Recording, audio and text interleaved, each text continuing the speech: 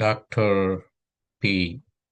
భానుమతి అమ్మగారు రచించిన అద్వైత పరిప్రశ్నోత్తర రత్నావళి పుస్తకంలో నుంచి 9వ ప్రశ్న. దానికి సమాధానముగా ఈరోజు మనం తెలుసుకునే ప్రయత్నం చేద్దాం. ఊరికే సరదాగా వినండి, అర్థం కాకపోయినా వదిలేయండి. అర్థమయ్యే సమయానికి అర్థమవుతుంది. అప్రయత్నంగా అర్థమవ్వాలి ఈ యొక్క ప్రజ్ఞ. ఈ 9వ ప్రశ్న ఏమరంటే, దేవుడెవరు? అతడు మనలను సృష్టించి కష్టసుఖాలు అనుభవించేటట్లు ఎందుకు చేస్తున్నాడు? ఈ సృష్టి రహస్యమేమిటి అనే ప్రశ్నకు సమాధానంగా మనం ఇప్పుడు తెలుసుకుందాం. దేవుడు నిరాకార, నిర్గుణ, నిరుపాధిక బ్రహ్మం. వేదము ప్రజ్ఞానం బ్రహ్మమని, అది సద్గణ చిద్గణ ఆనంద ఘనమని మనం అనుకునే రామ, కృష్ణ, బ్రహ్మ, విష్ణు, మహేశ్వర, యేసు, అల్లా, సాయిబాబా, గణపతి, సుబ్రహ్మణ్య ఇత్యాదులు కాదని తెలుసుకుంటే జీవుడే బ్రహ్మమును అనుభవించగలడని చెబుతున్నది. మన తండ్రిని తెలుసుకోవాలంటే తల్లి మాత్రమే ఎలా చెప్పగలదో, సత్యం, జ్ఞానం, అనంతమైన పరమాత్మ తత్వాన్ని వేదమాత మాత్రమే చెప్పగలదు. శృతి భగవతి చెప్పే విధానము సాంకేతికముగా ఉంటుంది, అంటే కోడ్ లాంగ్వేజ్గా ఉంటుంది. దాన్ని గురువైన వాడు డీకోడ్ చేసి చెప్పగలగాలి. గు కారో అంధకారస్య, రు కారో తన్నిరోధకః. మనకు కలిగిన ప్రశ్నలన్నీ అజ్ఞానంలో నుండి వస్తాయి. సంకేతాలను డీకోడ్ చేసి సమాధానం చెప్పగలవాడే గురువు అనిపించుకుంటాడు. గురువు శిష్యుని చిత్తాపహారి కావాలే కాని విత్తాపహారి కారాదు. అందర్నీ గురువుగారు అని సంబోధించే వ్యక్తులకు నిజమైన గురువు ఎవరో తెలుసుకునే అవకాశమే లేదు. నీ తల్లి చెప్పిన వాడే నీకు తండ్రి అవుతాడు, కానీ మిగిలిన వారు నీకెంత సహాయం చేసినా, నీ బాగోగులు చూసినా తండ్రి వంటి వాడు అనాల్సినదే కాని తండ్రి అనలేము కదా. పైన చెప్పిన లిస్టులోని వారు అలాంటి వారే కాని యథార్థమైన పరమాత్మ కాలేరు. సముద్ర జలము అపారంగా ఉన్న దాహం తీర్చలేదు. సూర్యుడు తన తాపంతో దాన్ని ఆవిరిగా మార్చి మేఘరూపమై సముద్రం లేని చోటికి ప్రయాణం చేసి అక్కడ ఏ కొండ మీదనో వర్షించి సెలయేరై నది అయి ఎందరికో దాహార్తి తీర్చినట్లు గురువు వేద సముద్రాన్ని మదించి, అంటే డీకోడ్ చేసి, వేద భాష అర్థం తెలియని సామాన్యులకు అర్థమయ్యేట్లుగా హేతు దృష్టాంతాలతో భగవంతుని అసలు రూపాన్ని నిరూపిస్తాడు.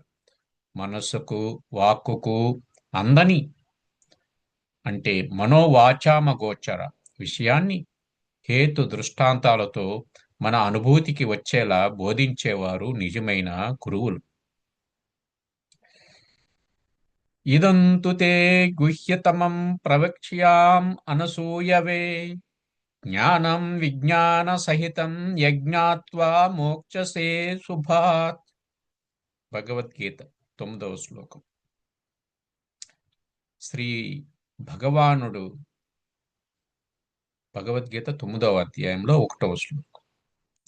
శ్రీ భగవానుడు చెప్పెను, ఓ అర్జున, దేనిని తెలుసుకొనినచో అశుభ రూపమగు ఈ సంసార బంధము నుండి నీవు విడువడుదువో, అట్టి అతి రహస్యమైన అనుభవజ్ఞాన సహితమైన ఈ బ్రహ్మజ్ఞానమును అసూయలేని వాడకు నీకు లెస్సగా చెప్పుచున్నాను వినుము.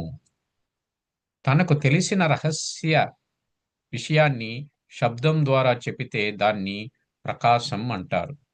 ఆ శబ్దం ద్వారా ఎదుటి వ్యక్తికి ఏ విషయం అర్థమగునో, ఏ విషయం ఏ విధంగా అర్థమవునో దాన్ని విమర్శ అంటారు.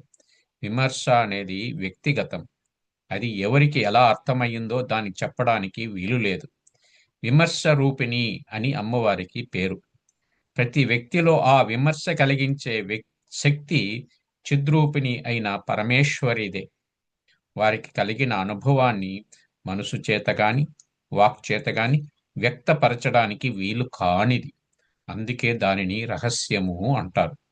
ఉదాహరణకు బాగా దాహమైన వ్యక్తికి ఒక గ్లాసు నీరు త్రాగగానే అమ్మ అనిపించే అనుభవం, ఆకలైన వ్యక్తికి ఒక ముద్ద అన్నం తినగానే ప్రాణం నిలబడింది అన్న అనుభవం చెప్పడానికి వీలు కాదు. కానీ తనకు తాను అనుభవించడానికి వీలైనది. అలా తత్వమసి మహావాక్య విచారణ కలిగితే అహం బ్రహ్మాస్మి అని తానే పరమాత్మనని కలిగే అనుభూతికి రహస్యమని పేరు. అది ఎలా ఉంటుందో మరొకరికి చెప్పడానికి ఆదిశేషు బ్రహ్మదేవుడికే సాధ్యం కాదంటే సామాన్యులకి ఎలా సాధ్యం అవుతుంది? భగవద్గీతలో పరమాత్మ అనుభవ అనుభవైక వేద్యమైన ఆ విషయాన్ని అసూయాగ్రస్తుడు కాని అర్జునునకు ఉపదేశిస్తున్నాను అని అన్నాడు. అసూయతో నిండిన మనస్సు కలవారికి ఇది చెప్పిన అర్థం కాదని, అర్థం కాకపోగా విపతి విపరీతార్థం కూడా గోచరించవచ్చునని కృష్ణుడు హెచ్చరిస్తున్నాడు. వేదమాత ఎలా చెప్పిందో అలా గ్రహించడానికి బుద్ధ్యా విశుద్ధయా అని అర్హత చెప్పాడు.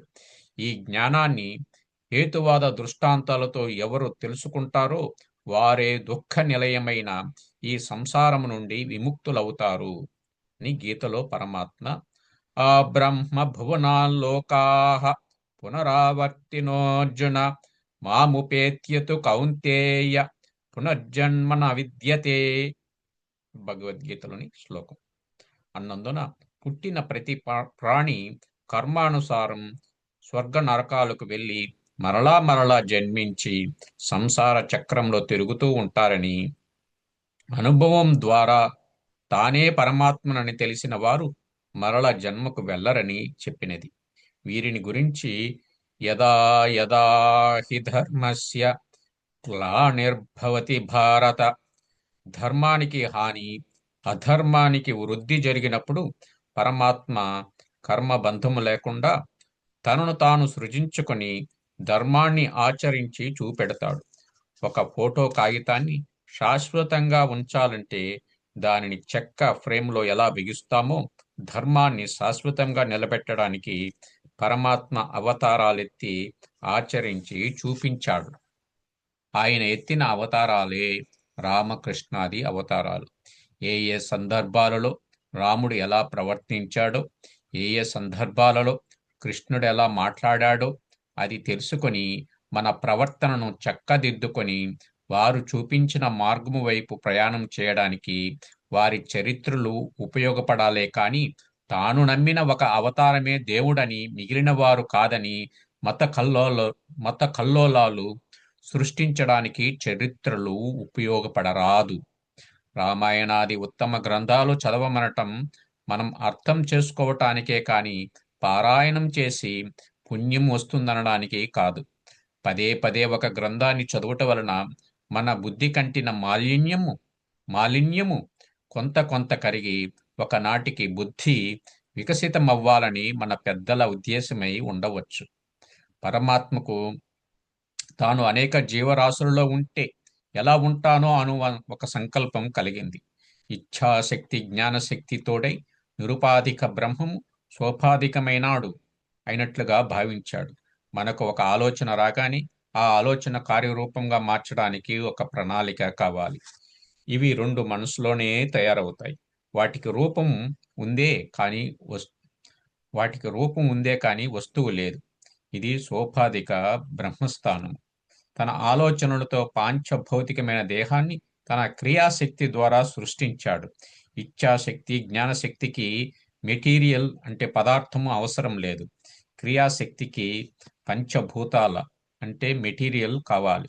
స్వప్న దృశ్యాలన్నీ యథార్థముగా కనిపిస్తున్నా అవి ఏ మెటీరియల్తో తయారు కాలేదు కాబట్టి మెలకువ రాగానే పోతున్నాయి. కళకు ఇచ్ఛాశక్తి జ్ఞానశక్తులే లేవంటావేమో. కళ మనం అనుకున్నట్లు రాదు కదా. కానీ ఊహా జగత్తులో ఇచ్ఛా జ్ఞానశక్తులలో ఎన్నో దృశ్యాలు ఊహిస్తావు. అది యథార్థం కాదని నీకు తెలుసు. యథార్థమైన పంచభూతాలపై దాన్ని వేసి యథార్థం అనుకొని నీచే చూడబడిన ఈ జగత్తు ఈశ్వర సృష్టి ఇచ్చట నీవే ఈశ్వరుడవై నిమిత్త కారణుడవై పంచభూతాలతో ఉపాదానాన్ని తీసుకుని సృష్టించావు. ఈశ్వర సృష్టికి నిమిత్త ఉపాదాన కారణాలు వేరువేరుగా ఉంటాయి. నీవు జీవుడివై ఆ ఈశ్వర సృష్టి మీద నీ జీవ సృష్టిని ఆరోపిస్తే అది సంసారము అవుతుంది. ఈశ్వర సృష్టి ప్రతిబంధకము కాదు, జీవ సృష్టి ప్రతిబంధకము. ఒక వాసన వృత్తి ధరించి మాతృగర్భము ఆధారం చేసుకొని ఈశ్వర సృష్టిగా బయటకు వస్తే మొదటి చూపులోనే వాడు నా కొడుకు అనే జీవ సృష్టిని వాడి మీద వేశావు. ఇప్పుడు ఈశ్వర సృష్టినే జీవ సృష్టి చేసుకున్నావు కదా. ఆ వీలునామా సృష్టించబడింది అన్న వాక్యంలో సృష్టి అన్న పదానికి యథార్థముగా లేనిది, యథార్థము తెలిస్తే అది క్యాన్సిల్ అవుతుందా అని అర్థం కదా. అలాగే నిమిత్త ఉపాదాన కారణాలుగా కనపడుతున్న ఈశ్వర సృష్టి చిత్ సత్తుల వివర్తమే అని తెలిస్తే తాడు తెలియగానే పాము మాయమైనట్లు సచ్చిత్తులు తెలియగానే ఈశ్వర సృష్టి మాయమగును. నా కొడుకు అన్న జీవ సృష్టికి నీ ఆలోచన తప్ప మరేమీ లేదు. పసిపిల్లవాడికి చేతిలో ఆకేసి పప్పేసి కూర వేసి అన్నం పెట్టి కలిపి ముద్ద నోట్లో పెడుతున్నానంటే అది నిజం కాదని పెట్టే నీకు తినేవాడికి ఎలా తెలుస్తుందో, అలాగే నా భార్య, నా పిల్లలు, నా ధనము, నా అర్హత, నా హోదా, నా సౌందర్యం, నా తెలివితేటలు అనే సంసారమంతా సంయోగ కాలంలో సుఖాన్ని ఇచ్చినట్లు, వియోగ కాలంలో దుఃఖాన్ని ఇచ్చినట్లు నీవు అనుభవించేదంతా అబద్ధమని తెలియటలేదా? త్రాడు మీద వేసిన పాము ఎలా భయపడుతున్నదో ఈ సంసారం అలా ఆకర్షిస్తున్నది, భయపెడుతున్నది. తెలిస్తే ఇది వినోదం, తెలియకపోతే విషాదం. వ్యవహార సత్యంగా కనిపిస్తున్న ఈ సృష్టి మిథ్య, గ్రహిస్తున్న నేను సత్యం అన్నదే సృష్టి రహస్యము. నిరాకార నిరంజన నిష్క్రియుడైన భగవంతుడు తానేమి చేయటం లేదని, తాను తానుగానే ఉన్నానని, తాను అనేక జీవరాశులలో ఎలా ఉంటానో చూచుకోవాలని సంకల్పించి తన సత్తుని అనేక ఉపాధులుగా ఊహించి తన చిత్తును దానిలో ప్రవేశపెట్టి ఆ వినోదాన్ని చూచి ఆనందిస్తున్నాడు. అజ్ఞాని అయిన జీవుడు తన అహంభావంతో భగవంతుని ఉనికినే ప్రశ్నిస్తూ తనకిష్టమైనది జరిగినప్పుడు దేవుడిదయ్యా, తనకి తనక అయిష్టమైనవి జరిగినప్పుడు దేవుడు శాడిస్ట్ అని, మీదు మిక్కిలి దేవుడే లేడని నాస్తికవాదాన్ని లేవనెత్తుతాడు. ఒక రకంగా నాస్తికుడు తనకన్నా వేరుగా అనుకుంటున్న దేవుడు నిజంగా లేడు. నీవున్నావా అని అడిగితే నేను లేనని ఎవరు చెప్పరు. తను ఉన్నానని అనడానికి ఇంకొక దాని సహాయము అవసరం లేదు. ఆ నేనే అహం బ్రహ్మాస్మి అని వేదం తెలుసుకోమంటుంది. నీ అజ్ఞానాన్ని మనసు నిండా నింపుకొని ఆ చీకట్లో దేవుడిని వెతకడానికి ప్రయత్నిస్తున్నావు. నిన్ను నీవు చీకట్లో కూడా గుర్తించగలిగినట్లు సర్వే సర్వత్రా వ్యాపించిన సద్గణ చిద్గణ ఆనందగణమైన పరమాత్మను నీవు తెలుసుకుంటే నీ ప్రశ్నే లేకుండా పోతుంది. ఒక ఉదాహరణ ద్వారా సృష్టిని, దిక్పా దిక్పాలకాది దేవతలను, పంచభూతాలను తెలుసుకోవడానికి ప్రయత్నిద్దాం. ఒక సినిమా డైరెక్టర్కు మనసులో సినిమా తీయాలనే సంకల్పం కలిగింది. ఆ సినిమాకు కావలసిన కథను అతడు మనసులో ఊహించుకుంటాడు. ఆ కథలోని పాత్రలకు సరిపోయే వ్యక్తులకు అతడు సెలెక్ట్ చేసుకుంటాడు. అందరినీ ఆ సినిమాలో నటించమని అతడు అడగడు. సినిమాలో నటించాలి అన్న వాసనతో వచ్చిన, సినిమా ఛాన్స్ కోసం నిరీక్షిస్తున్న వారిని మాత్రమే అతను తీసుకుంటాడు. సినిమా తీయడానికి కావలసిన ధన సేకరణకు ఒక నిర్మాతను అతను ఎంచుకుంటాడు. పాట రాసేవాడు, పాట పాడేవాడు, కెమెరా తీసేవాడు, లైట్స్ వేసేవాడు, వాద్య బృందం, డైలాగులు రాసేవాడు, తెర వెనుక దానికి సంబంధించిన స్టాఫ్ను నియమించుకుంటాడు. పాత్రధారులతో నటింపజేస్తాడు. అరుణ్ గోవిల్ గానే ఉండి తను తానుగానే మార్పు చెందకుండా రాముడిగా నటిస్తాడు. రాముడి ప్రతి కదలిక అరిన్ గోవిల్దే. అతడి మాటలు, అతడి వ్యవహారము అంతా రాముడిది, అరుణ్ గోవిల్ది కాదు. కథానాయిక దీపిక సీత కాలేదు. సీతను తన యందారు తన యందు ఆరోపించుకుని సీత వలె మనకు అనుభవం కలిగేలా ఆమె నటిస్తుంది. నాటకం పూర్తి అయిన తర్వాత ఆ కథానాయికకు జరిగిన వివాహమైన ఏ వ్యవహారమైనా సత్యం కాదు. వారిద్దరూ భార్యాభర్తలు కాలేదు. పురోహితుడు, అగ్నికార్యము, కన్యాదానము, సప్తపది, బంధుమిత్రులు, ఆశీస్సులు అన్నీ జరిగినా అది అబద్ధమని, ఆ వివాహం సత్యం కాదని ఆ ఇద్దరికీ తెలుసు. చూస్తున్న మనం మాత్రం అది సత్యం అనుకుంటాం. ఆ పాత్రలతో తాదాత్మ్యం చెంది మనము కూడా దుఃఖమో సుఖమో అనుభవిస్తున్నాం. సైట్ మీద నుంచి దిగగానే ఎవరికి ఏ సంబంధం ఉండదు. పై ఉదాహరణల్లో నిరాకార బ్రహ్మము ఆ డైరెక్టర్, ఏకహ అనేకో అహమస్మి అన్న ఆయన సంకల్పం సోపాధిక బ్రహ్మము హిరణ్య గర్భుడైనాడు. దానికి ఆయన వేసుకున్న ప్రణాళిక విష్ణువైనది. ఏ ఏ జీవులు జన్మకు వెళ్ళాలి అని నిర్ణయించుకున్నారో వారిని మాత్రమే పాత్రలుగా ఎంచుకుంటాడు. వారి వారి వాసనలను అనుసరించి వారి వృత్తులుగా వారికి ఆ పోషణ ఇస్తాడు. చిత్రీకరణకు తెర వెనుకనున్న వారందరూ పంచభూతాలు, నవగ్రహాలు, దిక్పాలకులు ఈశ్వర సృష్టిలో భాగమవుతారు. వారు ఈ సృష్టి కార్యంలో పాల్గొంటారే కానీ కర్మ ఫలానుభవం వారికి లేదు. కర్మబంధంలో వారు తగులుకొనరు. పెట్టుబడి పెట్టిన నిర్మాత పరమాత్మ యొక్క సద్రూపమే. డైరెక్టర్గా నున్నవాడు పరమాత్మ యొక్క చిద్రూపమే. అరుణ్ గోవిల్, దీపిక ఈశ్వర సృష్టిలోని వారు, రాముడు, సీత జీవ సృష్టిలోని వారు.